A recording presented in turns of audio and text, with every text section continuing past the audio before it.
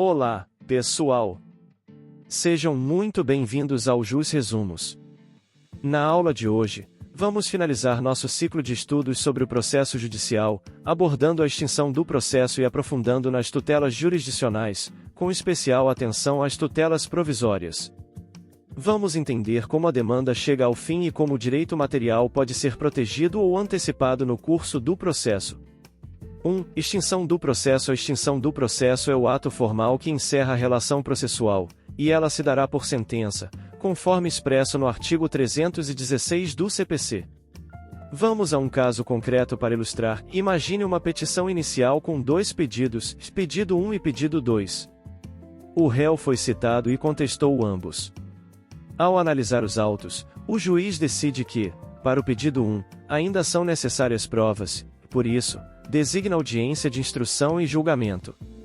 Já o pedido 2, por estar pronto para julgamento, é julgado procedente de imediato. Solução: e a decisão do juiz neste caso não é uma sentença. É uma decisão interlocutória. Por quê? Porque, apesar de ter resolvido o mérito de um dos pedidos, pedido 2, ela não pôs fim à fase cognitiva do magistrado no processo como um todo, já que o pedido 1 ainda depende de instrução. Para o CPC, a distinção é clara. Conceito de sentença, art. 203, 1 graus. Do CPC, sentença é o pronunciamento por meio do qual o juiz, com fundamento nos artigos 485, sem resolução de mérito, e 487, com resolução de mérito, põe fim à fase cognitiva do procedimento comum, bem como extingue a execução. Ou seja, a sentença é o ato que encerra a primeira fase do processo ou a execução. Conceito de decisão interlocutória, art. 203, 2 graus. Do CPC, decisão interlocutória é todo pronunciamento judicial de natureza decisória que não se enquadre como sentença. Qualquer decisão que não ponha fim à fase de conhecimento ou à execução é interlocutória. Um princípio fundamental do nosso sistema é o princípio da primazia do mérito, refletido no artigo 317 do CPC, que antes de proferir decisão sem resolução de mérito, o juiz deverá conceder à parte oportunidade para, se possível, corrigir o vício.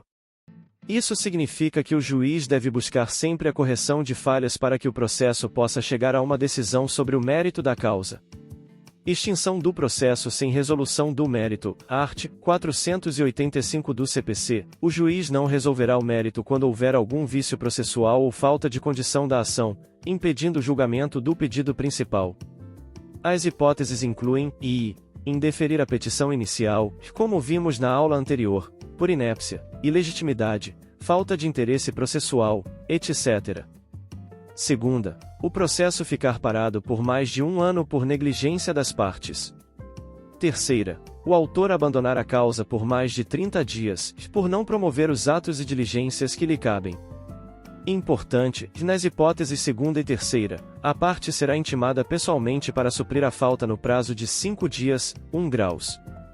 Além disso, no caso de abandono, terceira, o autor será condenado ao pagamento de despesas e honorários, 2 graus, e se a contestação já tiver sido oferecida, a extinção por abandono depende de requerimento do réu, 6 graus. Quarta, verificar a ausência de pressupostos de constituição e de desenvolvimento válido e regular do processo, falta de citação válida. V. Reconhecer a existência de perempção, litispendência ou coisa julgada e vícios que impedem o prosseguimento da ação. Sexta, verificar a ausência de legitimidade ou de interesse processual e as chamadas a condições da ação. Sétima, acolher a alegação de existência de convenção de arbitragem ou quando o juízo arbitral reconhecer sua competência. Oitava, homologar a desistência da ação e a desistência pode ser apresentada até a sentença, 5 graus. Se a contestação já foi oferecida, o autor não pode desistir sem o consentimento do réu, 4 graus. Nona, em caso de morte da parte, a ação for considerada intransmissível por disposição legal. X. Nos demais casos prescritos neste Código. Observações: o juiz conhecerá de ofício das matérias dos incisos 4ª, v, 6ª e 9ª, a qualquer tempo e grau de jurisdição, enquanto não ocorrer o trânsito em julgado, 3 graus. Também há juízo de retratação em caso de apelação contra a sentença de extinção sem resolução de mérito, 7 graus. Extinção do processo com resolução do mérito, art. 487 do CPC. Nesses casos, o juiz resolve a questão principal da demanda, proferindo uma decisão definitiva sobre o direito discutido. As hipóteses são i. Acolher ou rejeitar o pedido, formulados na ação ou na reconvenção. Segunda, decidir sobre a ocorrência de decadência ou prescrição, de ofício ou a requerimento das partes.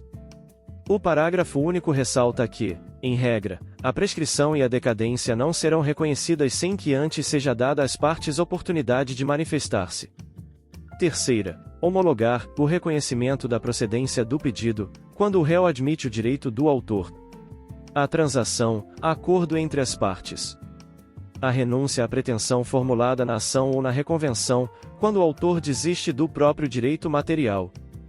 2. Tutelas jurisdicionais. As tutelas jurisdicionais são as formas como o Estado, por meio do Poder Judiciário, protege e efetiva os direitos.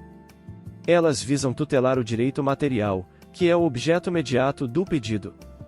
2.1 Considerações iniciais sobre as tutelas. Ao falarmos de pedido no processo, temos o objeto imediato, que é o tipo de provimento de mérito pretendido pelo cidadão, eis, e uma declaração, uma condenação, uma constituição. O objeto imediato é a representatividade do bem jurídico material que o cidadão almeja, o próprio direito material envolvido. Existem diferentes tipos de tutela, e tutela definitiva, que caracteriza-se por uma decisão judicial de natureza meritória, geralmente uma sentença que julga procedente o pedido, que já obteve o trânsito em julgado. Ou seja, a decisão se tornou imutável e indiscutível.